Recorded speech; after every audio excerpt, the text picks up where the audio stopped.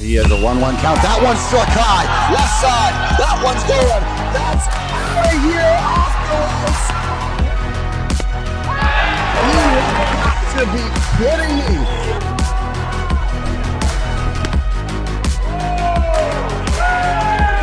Fireworks. Here you go.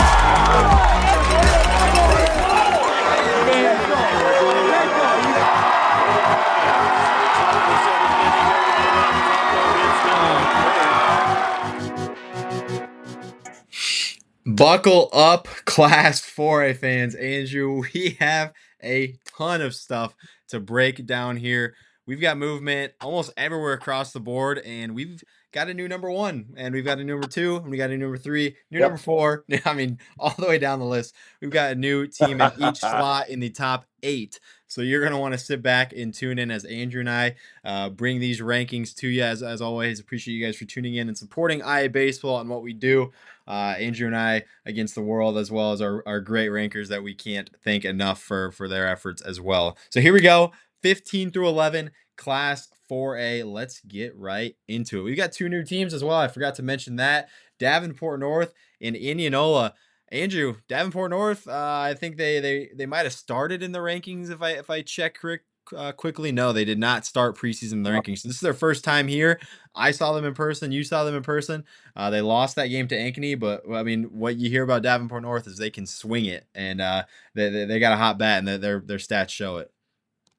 The Humcats are for real. They are a team last year I thought was going to make a big wave. This year they're going to do so. Again, they get Clayton Bolkema back, but he is not the only one there. Obviously, you got Bryce Pauly, you got Brandon B, guys that are really striking it through, and that's without guys that really impacted the lineup last year, like Slider and those guys. They're still coming along here as well.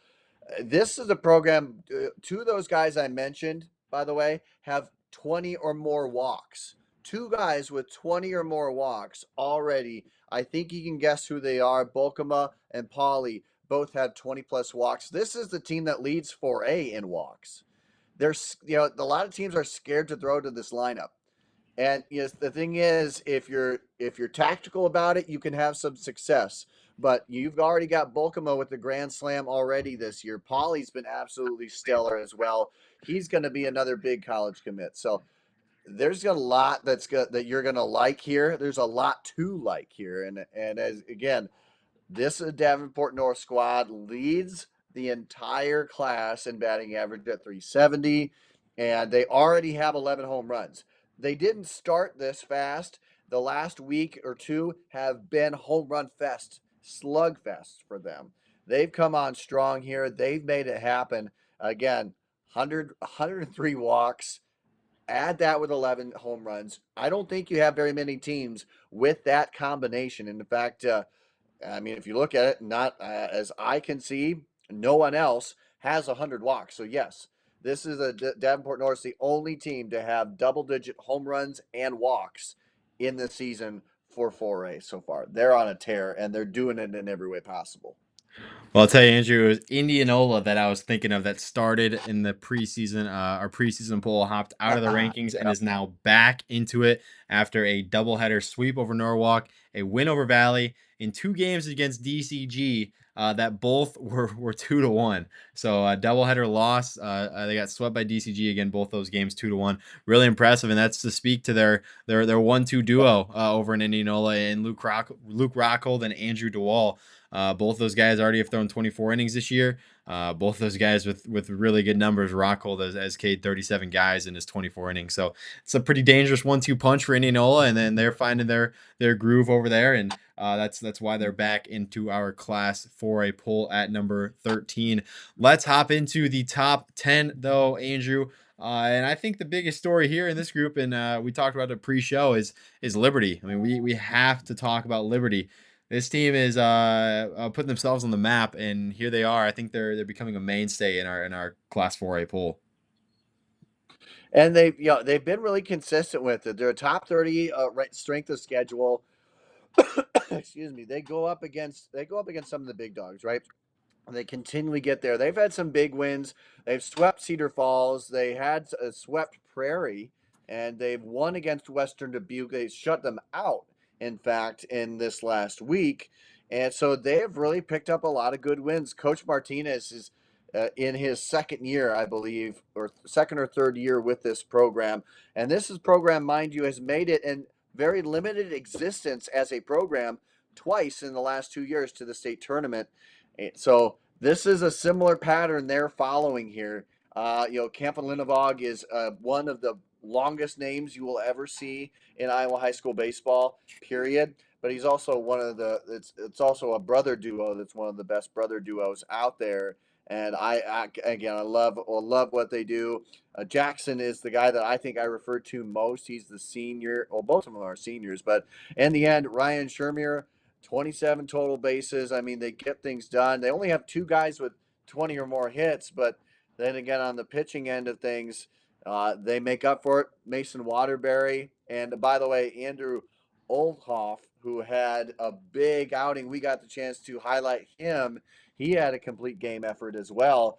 And this is a team that'll hurt you. They're not gonna blow it by you. They're not a Kennedy or a Johnston, but this is a team that will be sneaky enough to beat you in so many ways. I mean, Andrew, speaking of sneaky, they found their way into the state tournament of late, and a team that maybe people don't think about. Yeah, back to back years they've found themselves there, and it's a large part due to a deep pitching staff, and they look like they've got that yet again.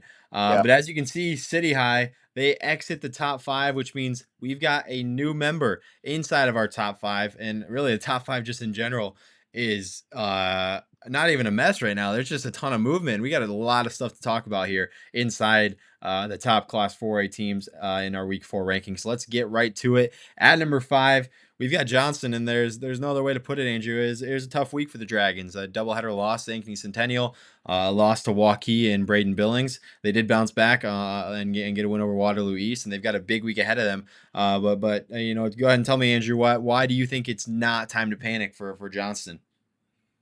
Oh man, how many times have we seen them go down a little bit and everyone starts to jump on Johnston saying, "Oh, they're going down. This could be it." Then how many times have they graced the state tournament recently, right? So it's okay. Everyone goes through spurts like this, but man, you look at what they've already gone through. They've already taken down Northwest, Dowling, Urbandale, Ames. They've done so here. They get through the stretch, and I'll say, first off, anybody who goes against Okie is probably going to lose. That's just like a 90-10 split at that point. And then Waukees is one of the hot teams there. You leave 11 on base, and that's going to be always hard to come back from. But there's nothing to sound the alarm about here. We saw this last year. They had a couple losses. In the end, it was a state title win for them. And the same for last year. They've got guys, I think it's pitching that that was the kind of the question mark. We've kind of had that answered a little bit, but this is just a slump. This is a little slump that they're going to bounce out of. And I don't know how to make any more simple than that. They've got the guys to do it from Tyne Whedon and company. These are guys who are going to go off to do big things at college. So, they're gonna rake while they're here, and they're gonna get out of the slump.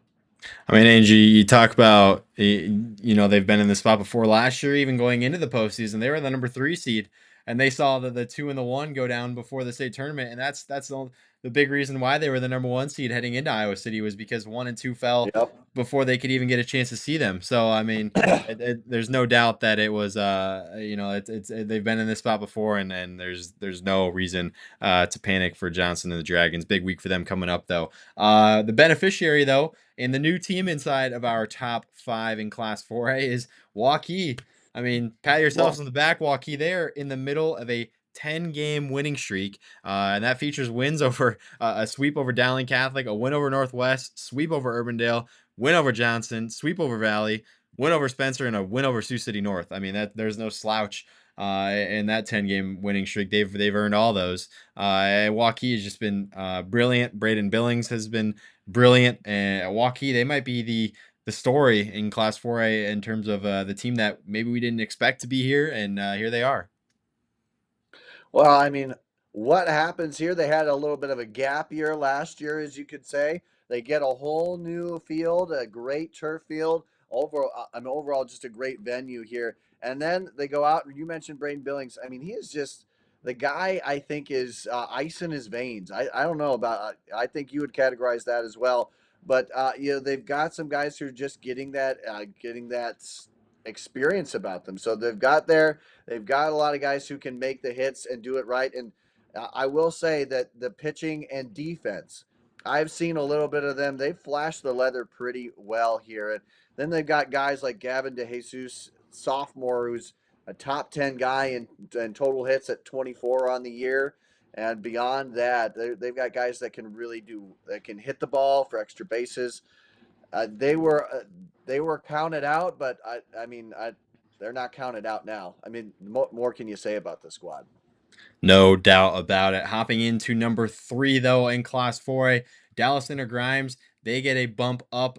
They jump up 2 spots. I mean, this team is fourth in batting average. They're hitting 333 as a club right now. They've got the current home run king in Tayton Gray. He's got 9 of them on the year. The pitching is excellent. It's the team and the little Hawkeye that's looking to take that conference and take its title into the postseason. And there's no doubt about it. This team's going to be a tough out getting into the postseason and going into Iowa City if it were to make it to that point. Yeah, and I think there's a lot to be said about them, how they're moving right now. Coach Castenson has been working his magic, and it has been very fun to watch. As you mentioned, Gray rocking at 9 home runs, and this could be a really cool home run battle. Unlike, hopefully it could match what we saw again way back in the early 2000s with that home run battle there. But yeah, they've got a good schedule coming on up here. Again, a very winnable for them and their standards here as they go through more conference play. But you got guys that can do so much of both. You got guys like Keaton Fenn and company who can not only put up 15 strikeouts in one single setting, but can also turn around and get you a couple home runs as well as he can blast it out there. And I will say a name that if you haven't caught this name already, Cross Bandy, the sophomore, is a guy that I think he came on strong. We got to see him in the season opener, and he impressed me quite a bit. He already has 25 total bases for him on the season, and then of course 17 strikeouts on the mound. And so a lot of these guys from Venn, Bandy, Mickelson, Smith, those guys can play both sides. And in 4A, you get a lot of guys that just kind of go one way. But this is truly a two-way team, and that's why I feel like you're not getting any relief once you go and get to the bats or in the field. No doubt about it. Hopping into number 2 in Class 4A this week, it is the Jags at Ankeny Centennial. And Andrew, we ended up having a matchup at Mount Mercy this past weekend. That was basically the decider to see who was going to be number 1 this week. It was Kennedy that came out on top in that one, but you can't doubt that Ankeny Centennial just had an incredible week. And even the last few weeks, win over DCG, sweep of Johnston, sweep of Southeast Polk. They beat their rivals Ankeny in just a weird game with a rain delay and just weird Yeah. vibes. You never know with those rival schools. They beat Ames. They get that. They beat a team that kept them from the state tournament last year on Saturday as well. Ankeny Centennial. There are 2 right now, but you could definitely see them being number 1 at the end of the year, and it's just because they're all around just a really good baseball club. And this is what they want to see, right? Last year, we saw the reverse of it. We saw such a hot start go through the year, and then the last 4 to 5 games, they kind of just tailed off and ended up losing out early because of that. They were a top seed, like you mentioned, that didn't make the state tournament because of an upset loss. And so they're looking to try and change the tides here. They started off a little bit slower than I think we've used to being seeing. I mean, not in the loss column necessarily, but they certainly have come on and made some very big wins.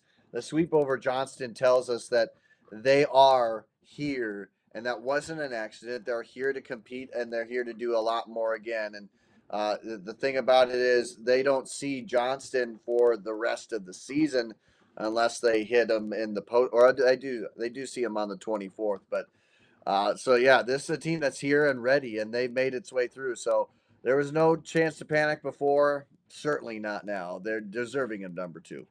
Yeah, I don't think it was a shock when you knew Oki was going to go for Ankeny Centennial. You knew they were going to have a shot in that one. Yeah. But the one that really impressed you was game 2 when it wasn't Yes. the guy that's just going to go out and give you 13, 14, 15 Ks and leave everybody on. I mean, the game 2 win was really, I think, the exclamation point, like, hey, this is a team and we're here to play. And that's what's going to be fun about Class 4A is there's a wide array of teams at the top of this field that are proving that they can play. Hey, speaking of though, our third new number 1 team in Class 4A in 4 weeks, the Cougs of Kennedy. And let me tell you, on that game on Saturday where they beat Ankeny Centennial 5-0, it was none other than the GM Grant Mather. 7 innings, 3 hits, no earned, 8 Ks against a really good Ankeny Centennial offense. I've gotten the chance to see Kennedy in a doubleheader with City High, swept them. They looked really good, dominated them in game 1, found a way to win game 2. Kennedy, give me a reason why you think this team could stay number 1 until the postseason. Well, you mentioned one of the doubleheader monster, Grant Mather, Nolan Graw being another. Both those are going to go into the college ranks, and they're just going to roll through it. But this is a team that gets so hot. My goodness, they are the 1-2 punch of those guys, let alone everyone else that they've got going on. Again, most of their season so far. That's again without mentioning Matthew Stoltenberg. I should add. You got a 3-headed monster there. You have guys that will routinely pick up. You get one guy on, hit a home run, it's 2. Then you get going, and it's like it resets every single inning for them. And they do not let up. They truly got a 1 through 9 lineup that's very, very deep. And on the other side, pitching wise, they can hit the corners, man. They can make that ball dance. I don't know if I've seen any team making the ball dance a little bit more than what Kennedy has done so far. But yeah, I mean, there could be realistically, but the biggest reason for them is that they can just come up and hit 3 consecutive home runs. They can come up, hit a single home run. They can come up with 2 doubles and exchange places. So there is so many offensive ways that they can beat you that they can get in a shooting match with you and easily win. They can also get in a defensive battle with you and still win. There's not a lot of ways in which this team can lose, but a ton in which they can win. That's a great point. I mean, they lead Class 4 in on base percentage. They're the only Class 4A team with 300 plus total bases, and they've got 332 of them. And they lead Class 4A in hits. They've got 222, and the next best is 195. So they're leading the state in a lot of stats, and really there's no one even close. Even home runs, they've got 27 team home runs. The next best is 12. It's pretty impressive what Kennedy has done to this point. We're excited to follow Class 4A the rest of the way because – I mean, 4 weeks, 3 new number 1s. Maybe number 1 isn't a spot that a team wants because it feels like they're just dropping like flies. So we'll see how long Kennedy can hold on to this spot. We appreciate you guys for tuning in and supporting IABaseball. Be sure to like this video, share with a friend, a family member, whatever it may be. Help us get our name out there. And again, we appreciate you guys for tuning in, Class 4A fans. We will catch you next time.